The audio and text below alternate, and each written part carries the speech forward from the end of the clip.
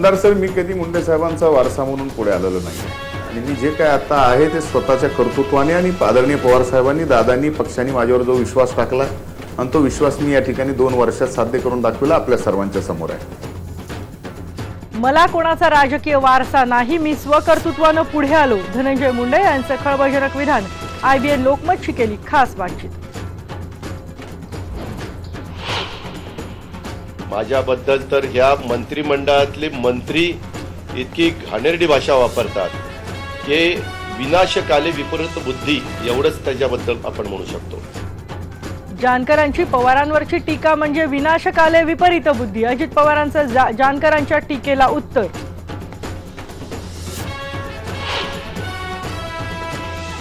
महादेव जानकरांच्या विरोधात राष्ट्रवादीचे कार्यकर्ते रस्त्यावर। पुणे, ठाणे, सातारा आणि लातूर तसंच परभणीत जाळले जानकरांचे पुतळे।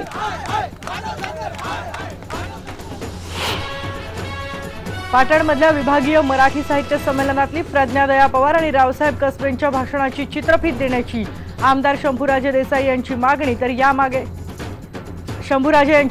यामागे स्थानिक राजकारण असल्याचं प्रज्ञादया पवार यांचा आरोप।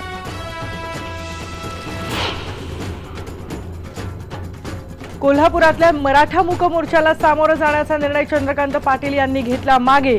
मोर्चाचं निवेदन जिल्हाधिकारीच स्वीकारणार असल्याचं केलं स्पष्ट। कोंडी फोडण्याचे प्रयत्न ठरले व्यर्थ। नागपुरातल्या दाम्पत्याची फुटाळा तलावात उडी घेऊन आत्महत्या। भीशीत गुंतवलेले पैसे परत न मिळाल्यानं उचललं टोकाचं पाऊल।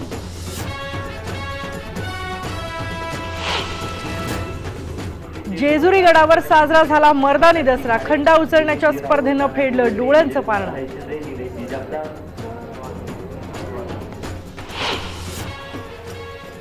आणि हिंदू मुस्लिम ऐक्याची परंपरा जपणारा सांगलीतल्या कडेगावचा मोहरम। ताबुतांचा मान हिंदूंचा।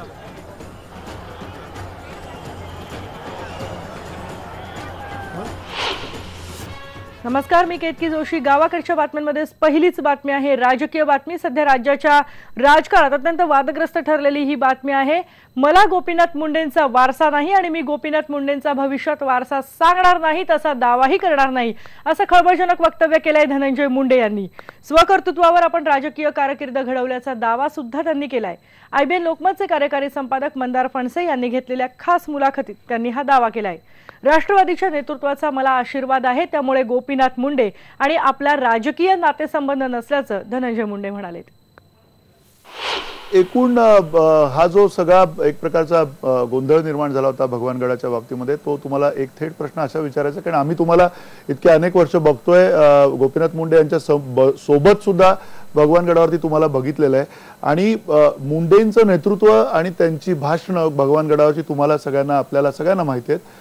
हे असताना तुम्हाला हे बदलावं असं तुमच्या मनात तुम्हाला वाटतं का? कारण की हा केवळ वारसा मुंडेंच्या पश्चात धनंजय मुंडे की पंकजा मुंडे अशा प्रकारचा एक वारसा हक्क ची एक प्रकारचा संघर्ष सुरू झाला आणि त्या संघर्षामुळे ही सगळी परिस्थिती निर्माण झाली असं झालंय। मंदार सर, मी कधी मुंडे साहेबांचा वारसा म्हणून पुढे आलेलो नाहीये। आज मी या ठिकाणी उभा आहे, मी तुमच्या समोर बोलतोय। मी विधान परिषदेचा विरोधी पक्ष नेता आहे। माझे वडील पंडितांना मुंडे यांच्या वारसा माझ्याकडे आहे आणि मी जे काय आता आहे ते स्वतःच्या कर्तृत्वाने आणि आदरणीय पवार साहेबांनी, दादांनी, पक्षांनी माझ्यावर जो विश्वास टाकला आणि तो विश्वास मी या ठिकाणी 2 वर्षात साध्य करून दाखवला आपल्या सर्वांच्या समोर आहे।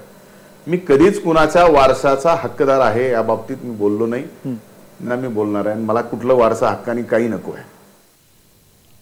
तर आपल्यावर घाणेरड्या भाषेत टीका करणाऱ्या मंत्र्यांना विनाशकाले विपरीत बुद्धी सुचली, अशा शब्दात अजित पवार यांनी महादेव जानकर यांना उत्तर दिलंय। ऐकूयात काय म्हणाले ते।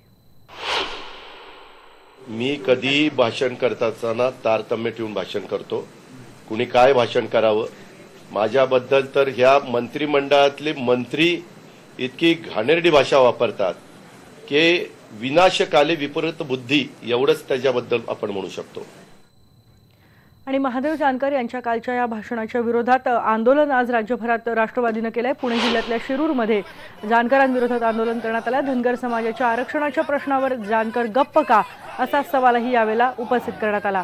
राष्ट्रवादीच्या कार्यक्रमात येऊन जानकर मुख्यमंत्र्यांवर टीका करायचे, आता मंत्रिपद मिळाल्यावर त्यांची भाषा कशी बदलली असा सवालही माजी आमदार अशोक पवार यांनी विचारलाय।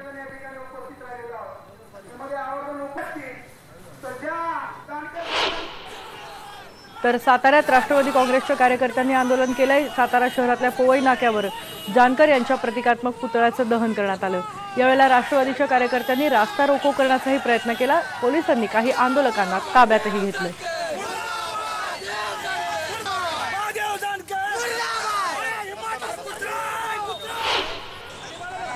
लातूरमधल्या दयानंद गेटजवळ राष्ट्रवादीच्या कार्यकर्त्यांनी जानकरांविरोधात आंदोलन केलं। यावेळेला आंदोलकांनी जानकरांच्या पुतळ्याला जोडेही मारले। पुतळा जाळण्याचा प्रयत्न करत असताना पोलीस आणि आंदोलकांमध्ये झटापटही झाली। पोलिसांनी कार्यकर्त्यांना ताब्यातही घेतले।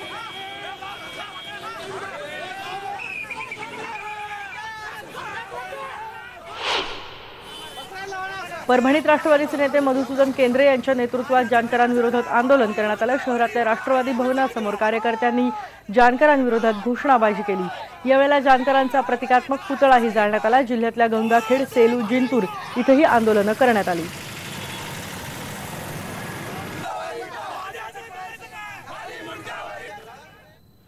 पुढची बातमी बघूयात। मराठा मोर्चांमधून उमटणारा असंतोष समवण्यासाठी आणि कोंडी फोडण्यासाठी चंद्रकांत पाटील यांनी केलेले प्रयत्न व्यर्थ ठरलेत। मराठा मोर्चाला मंत्र्यांना सामोरं जाऊ नये हा मराठा मोर्चांच्या कोर कमिटीने घेतलेला निर्णय आपल्याला मान्य असल्याचं सांगत त्यांनी मूक मोर्चांचं निवेदन जिल्हाधिकाऱ्यांनाच द्यावं असंही म्हटलंय।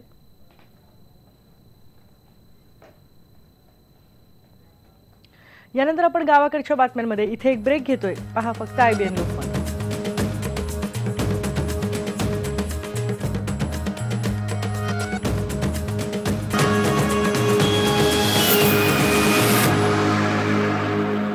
राज्यात एकीकडे काल राजकीय दसऱ्याचा धुराळा उडाला होता, दुसरीकडे सोशल मीडियावर वादळ सुरू होतं। ते प्रज्ञादया पवार आणि ज्येष्ठ विचारवंत रावसाहेब कसबे यांच्यासोबत पाटणमध्ये घडलेल्या घटनेचं। पाटणमध्ये महाराष्ट्र साहित्य परिषदेचं विभागीय साहित्य संमेलन होतं। त्याच्या अध्यक्षस्थानी प्रज्ञादया पवार होत्या आणि त्यांच्या अध्यक्षीय भाषणावरून मतभेद झालेत। भाषण झाल्यानंतर त्याच रात्री 101 जणांचा जमाव प्रज्ञादया पवार यांच्या खोलीजवळ गेला आणि जय भवानी जय शिवाजीच्या घोषणा देत राहिला। एवढंच नाही तर प्रज्ञादया पवार आणि रावसाहेब कसबे यांना तातडीनं तिथून संमेलन स्थळावरून त्यांनी जायलाही सांगितलं। आयोजकांनी याबद्दल काहीच भूमिका घेतली नाही असा आरोपही प्रज्ञादया पवार केलाय। या संमेलनाचे स्वागताध्यक्ष विक्रमसिंह पाटणकर होते। लेखिका प्रज्ञादया पवार यांच्या अध्यक्षीय भाषणात मराठा मोर्चे, नरेंद्र मोदी यांच्याबद्दल तिखट शब्दात सवाल उपस्थित करण्यात आलेत आणि त्यावरूनच टोळक्यानं प्रज्ञादया पवार यांना तिथून जायला सांगितल्याचं बोललं जात आहे। पाटणचे आमदार शंभूराजे देसाई यांनी आता हे टोळकं कोण होतं याची चौकशी करण्याची मागणी केली आहे।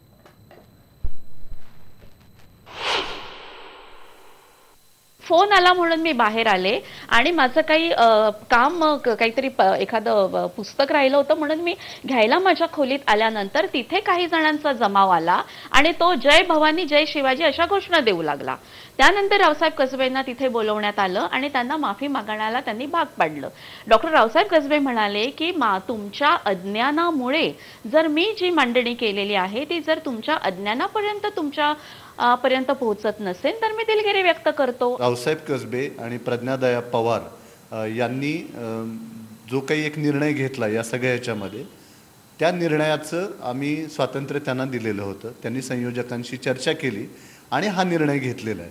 तर त्यामुळे साहित्य परिषदेने बोटचेपी भूमिका घेतली वगैरे याला कसलाही अर्थ नाही। साहित्य परिषदेने त्यांनी जी सूचना केली ती मान्य केली आम्ही की आम्ही इथून जाण्याचा निर्णय घेतो। या साहित्य संमेलनामध्ये विशेषतः ते प्रज्ञा पवार आणि रावसाहेब कसबे यांची जी भाषणं झालेली आहेत त्याच्या ऑडिओ आणि व्हिडिओ क्लिप ह्या प्रशासनानं संयोजकांच्याकडनं मिळवाव्यात, त्या तपासाव्यात आणि त्याच्यामध्ये अशा पद्धतीनं थोर व्यक्तींच्या संदर्भात जर अवमानकारक उल्लेख त्यांच्याकडनं आला असेल तर तात्काळ चौकशी करून त्यांच्यावरती कारवाई करावी। तर या संमेलनात ही जी भाषणं झाली आहेत त्याच्या टेप्स ज्या आहेत त्या पोलिसांनी ताब्यात घेतल्या आहेत। आपण पोलीस उपविभागीय पोलीस अधिकारी पाटण यांच्या टीमच्या मार्गदर्शनाखाली तिथं चौकशी सुरू आहे. आपण भाषणाच्या क्लिप्स आणि टिप्स ताब्यात घेतलेल्या आहेत आणि पूर्ण चौकशी झाल्यानंतर योग्य ती कारवाई होईल. तर प्रज्ञादया पवार आणि रावसाहेब कसबे यांना धमकावल्याचा निषेध करण्यात येतोय. सातारची संस्कृती नाही अशी टीका विद्रोही चळवळीचे कार्यकर्ते पार्थ पुळके यांनी केली आहे. त्याच्यामुळे दुसऱ्याच्या विचारावरती हल्ला करून हे मला बोलायचंच नाही ते बोलायचंच नाही, ही गेले 2 वर्षात सुरू झालेली ही संस्कृती आहे, ही निषेधार्थ आहे. मुळात रावसाहेब कसबे काय बोलले याच्याविषयी काहीच म्हणत नाही. ती फक्त उठा आणि तुम्ही माफी मागा, उठा आणि तुम्ही माफी मागा. यानंतर आपण गावाकडच्या बातम्यांमध्ये इथे पुन्हा एक ब्रेक घेतोय. पहा फक्त IBN लोकमत.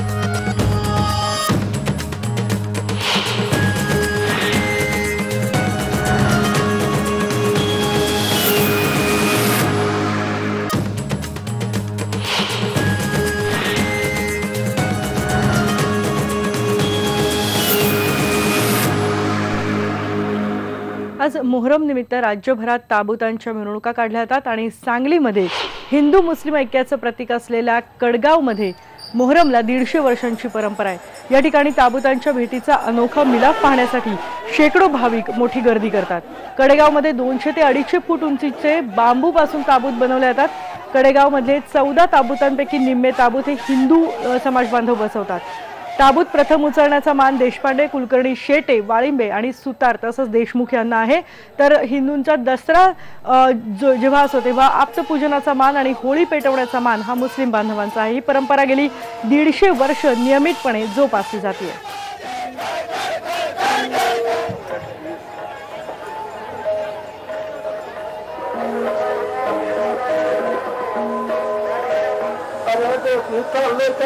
सामान्य जनतेची करमणूक प्रतिष्ठित मंडळी पाटील सातबाई वाळिंबे.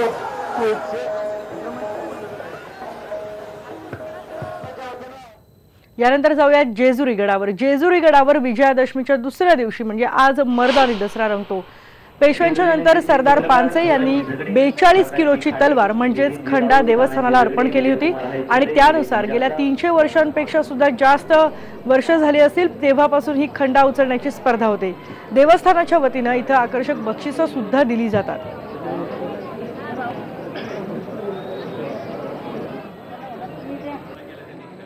जेजुरी नगरीचे पत्रकार शिवराजजी झगडे, प्रकाशजी खाडे, नितीनजी राऊत, तानाजी झगडे, विजयकुमार हरिचंद्रे, निलेशजी जगताप. महाराष्ट्राचं कुलदैवत खंडोबांच्या जेजुरी गडावरती मी सध्या आहे आणि इथे पाहतोय आपण विजयादशमीचा हा दुसरा दिवस आहे. अर्थातच मर्दानी दसरा इथे रंगतोय. जेजुरी गडावरती आपण पाहतो की 42 किलो वजनाची तलवार घेऊन त्याला अर्थातच त्याला खंडा असं म्हटलं जातं. सरदार पानसे यांनी गडाला अर्पण केली होती ही तलवार आणि तीच तलवार घेऊन गेले 300 वर्षांपासून खेळाडू जे आहेत इथे ह्या स्पर्धेमध्ये उतरतात आणि इथे जो सगळ्यात जास्त वेळ सगळ्यात जास्त टायमिंग जो नोंदवतो खंडा धरून तो विजेता ठरतो आणि त्याच्यासाठी अर्थातच आकर्षक अशी बक्षिसं सुद्धा ठेवण्यात येतात. गेल्या 300 वर्षापासूनची ही अखंड अशी ही सगळी परंपरा आहे खंडा उचलण्याच्या स्पर्धेची आणि त्याच्यामध्ये पंचक्रोशीतील अनेक युवक जे असतात ते सहभागी होतात. खंडोबाच्या वरती असलेली श्रद्धा असेल आणि त्याच श्रद्धेतून सुद्धा इथे अनेक जण सहभागी होतात. त्याचबरोबर व्यायाम करणं, कसरती करणं आणि त्याचबरोबर पिळदार शरीर या सगळ्याच गोष्टी आपण म्हणतो की या खंडाच्या उचलण्यासाठी गरजेच्या असतात. शारीरिक ज्या क्षमता असतात त्या सुद्धा इथे पणाला लागतात आणि म्हणूनच अतिशय मानाची मानली जाते आणि जो विजेता असतो त्याला सुद्धा आकर्षक अशी बक्षिसं सुद्धा देण्यात येतात. पूर्ण गडावरती आपण पाहतो की अनेक जण इथे उपस्थित आहेत. ही स्पर्धा पाहण्यासाठी पंचक्रोशीतीलच नव्हे तर राज्यभरातून अनेक जण येतात कारण की दसऱ्याच्या दिवशी पूर्ण आपण पाहतो की ग्राम प्रदक्षिणा असते आणि या सगळ्या प्रदक्षिणेनंतर कलावंत इथे असतात, वेगवेगळ्या वाघ्यामुरळी असतात ते सुद्धा सहभागी होत असतात. म्हणून अर्थातच आजचा हा जो मर्दानी दसरा असतो तो पाहण्यासाठीची उत्सुकता तर असतेच, मात्र एक भावभक्तीने सुद्धा सहभाग जो असतो या स्पर्धेमध्ये नोंदवला जातो. ब्रिजन्स निखिल करंदीकरसह हलिमा कुरेशी, IBN लोकमत, जेजुरी. आणि यानंतर आपण गावाकडच्या बातम्यांमध्ये इथेच थांबतोय. पहा फक्त IBN लोकमत.